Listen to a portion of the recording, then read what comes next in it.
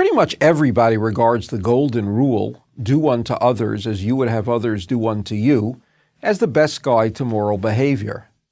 But did you ever consider this rule in terms of speech and how you talk about others? We all acknowledge that it's wrong to spread untruths about people, but many of us seem to feel that it's okay to say anything about another as long as it's true. But the fact that something is true doesn't mean that it is necessarily anybody else's concern. Do you want every aspect of your life made known to others, even if true? How important is it to guard our tongues? A lifetime of experience suggests to me that unfair speech is a major, not a minor issue. I often ask listeners at workshops I conduct on the ethics of speech, how many of you can think of at least one embarrassing personal incident that, were it to become widely known, would negatively impact your life? Almost all the hands go up, except for those who have led very boring lives, have poor memories, or are lying. What is perverse about human nature is that while we don't want others to know about such events in our lives, almost all of us are just aching to learn and speak about such events in the lives of others. Let's analyze this further. Why exactly don't we want people to know about a highly embarrassing episode? After all, for most of us, the deep secret that we're concealing doesn't involve a criminal act. But we all know that if people learn about this one thing, it can easily become their primary association with us and with our name. Why is this so? Because what is most interesting about people is what's not so nice about them. This is pretty much true of just about everyone.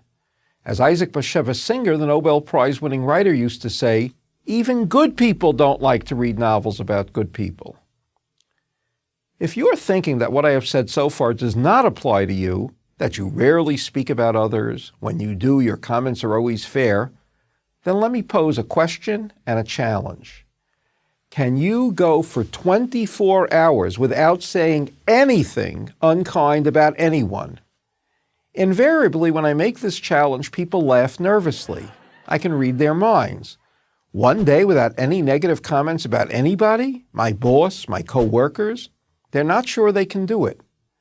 Then you have a serious problem, I tell them, because if I were to ask you whether you can go for 24 hours without drinking alcohol and you said that you couldn't, that means you're an alcoholic.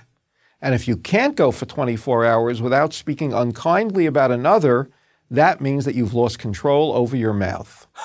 Regaining such control will require considerable discipline, but such self-control will also bring great comfort, admiration, and trust from all those in your life.